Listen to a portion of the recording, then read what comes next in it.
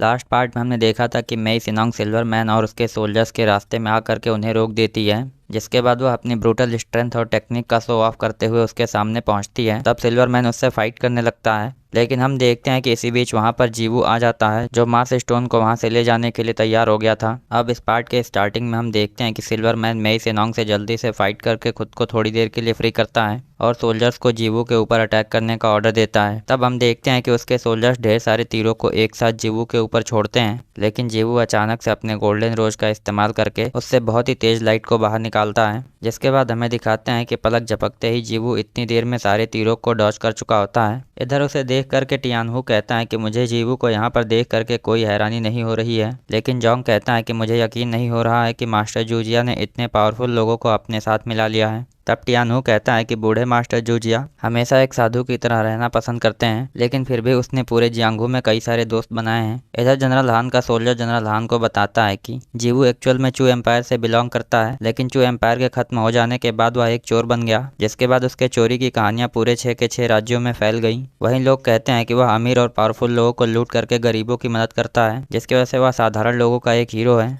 इस पर जनरल हान कहता है कि इन सारी चीज़ों में एक और फेमस कैरेक्टर ऐड हो गया है। तब जनरल हान का सोल्जर आगे बताता है कि जीवू की लाइटनिंग स्किल बहुत ही अच्छी है, जिसकी वजह से वह जहाँ भी चोरी करता है उसके प्रेजेंस के बारे में किसी को पता तक नहीं चलता है। वहीं वह इतना फेमस होने के बाद भी आज तक पकड़ा नहीं गया है, जिसकी वजह से हमारी गवर्नमेंट भी उसे पकड़ने की कोशिश कर चुकी है। इसके अलावा जीवू को उसके क्राइम सीन पर पकड़ना काफी मुश्किल है और अपने साथ वह हमेशा एक गोल्डन रोज को रखता है, जिसकी वजह से उसे लोगों ने tiger hidden among the flowers का टाइटल दिया है। यह सुन करके जनरल हान पूछते हैं कि क्या लोग इसी के बारे में कहते हैं कि वह एक ऐसा इंसान है जिसने अपने वादों को पूरा करने के लिए 1000 गोल्ड कॉइन्स को भी छोड़ दिया था। तब जनरल हान का सोल्जर बताता है कि हाँ, यह वही जीवू है। इधर हम देखते हैं कि जीवू अपने लाइटनिंग स्किल का इस्तेमाल करते हुए वहां से निकलने के लिए प्लान कर रहा होता है। तब जनरल हान कहता है कि यह एक बहुत ही फेमस चोर है, लेकिन फिर भी वह अपने वादे का बहुत ही पक्का है, इसलिए मुझे लगता है कि एक चोर के पास ऐसी आदत का होना ठीक नहीं है। वहीं अगर वह अब तक पकड़ा नहीं गया है, इसका सिर्फ एक ही मतलब हो सकता है कि उसका लक बाकी लोगों से कुछ थोड़ा ज्यादा अच्छा है। इधर जोंग भी जीवू को देख करके टियानहू को बताता है कि इधर जीवू एक्शन में आ गया है, इसका सिर्फ यही मतलब है कि ड्रंकन ड्रीम हाउस भी अपना काम कर रहा होगा।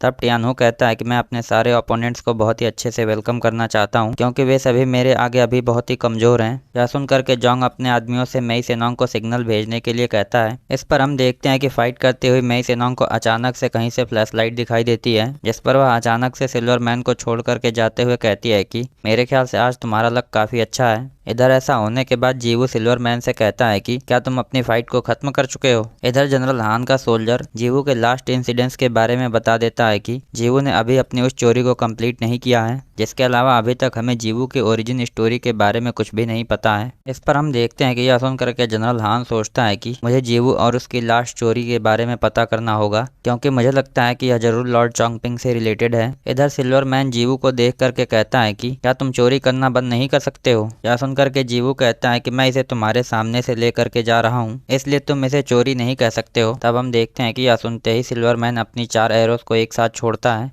लेकिन इसके बावजूद भी हम देखते हैं कि जीवू उसके चारों एरोज को डॉज कर लेता है, लेकिन उसका गोल्डन रोज उसके एरो के नीचे आ गया होता है। इसके बाद हम देखते हैं कि जीवू वहां से मिस्टीरियस तरीके से गायब हो करके कहता है कि यह बहुत ही अनफॉर्चुनेट है कि विंड चेजर टेक्निक का मालिक किन एम्पायर का मोहरा बन करके रह गया है, जो सिर्फ किन एम्पायर के ऑर्डर्स पर लोगों को बेवजह ही जान से मार देता है। इसलिए सिल्वरमैन, मुझे लगता है कि तुम अपने बाकी लोगों से भी ज्यादा बुरी कंडीशन में हो। तभी हम देखते हैं कि अचानक से जीवू के गोल्डन रोज में कुछ होता है, जिसके बाद उसकी एक एक पंखुड़ियां अलग होकर के सिल्वरमैन के सोल्जर्स को जान से मार देती हैं। जिसके बाद जैसे ही वे पंखुड़ियां वापस जीवू के पास जाने की कोशिश करती हैं, सिल्वरमैन उनके ऊपर फिर से अपने विंड चेजर एरोस का इस्तेमाल करता है, पर इसके बावजूद भी जीवू अपने गोल्डन रोज को लेकर के वहां से सक्सेसफुली चला जाता है। इधर ऐसा होता हुआ देख करके जनरल हान का सोल्जर पूछता है कि क्या हमें उस चोर को पकड़ करके मार्स स्टोन को हासिल नहीं करना चाहिए। इस पर हम देखते हैं कि जनरल हान ऐसा करने से मना कर देता है। इधर हम देखते हैं कि एक आदमी आकर के मास्टर जूजिया और बाकी लोगों को बताता है कि जीवू सक्सेसफुल हो गया है। तब मास्टर जूजिया कहते हैं कि अभी भी हम लोगों को इतना लापरवाह नहीं होना चाहिए, क्योंकि मुझे नहीं लगता कि टियानहू इतनी आसानी से हार मानेगा। इसके बाद हमारा सीन शिफ्ट होकर के ब्लेड मास्टर गायनी और वेई जुआंग के ऊपर चला आता है, जहां पर ब्लेड मास्टर गायनी कहते हैं कि यहां पर जनरल हान भी मौजूद है, इसलिए अगर वह अपने शैडो डिवीजन के कुछ सोल्जर्स को भी भेजता तो वह आसानी से मार्स स्टोन को बचा सकता था। तब वेई जुआंग कहता है कि इसका साफ मतलब है कि जनरल हान को मार्स स्टोन से कोई लेना देना नहीं है, जिसकी वजह से हमें यह पता करना चाहिए कि आखिर में वह यहाँ पर क्या करना चाहता है और क्यों करना चाहता है। इसके बाद हमें रात के समय का सीन दिखाते हैं, जिसमें हम देखते हैं कि जनरल हान मैंगटियान के भेजे हुए लेटर को पढ़ रहे होते हैं, जिसमें उसने जनरल हान को बताया होता है कि राजकुमार फुसू को किसी ने पॉइजन दे दिया है। जिसके अलावा अब भेड़ियों का ट्राइब भी एम्पायर के लिए खतरा बन गया है, इसलिए मैं चाहता हूँ कि तुम सावधान रहो, क्योंकि एम्पायर के दुश्मन एम्पायर के अंदर और बाहर दोनों जगह हैं। अब हम देखते हैं कि जनरल हान इस लेटर को पढ़ने के बाद उसे जला देता है। तभी हमें दिखाते हैं कि मैंगटियान के कैंप के ऊपर भेड़ियों की ट्राइब की एक खतरनाक लड़की नजर रख रही होती है।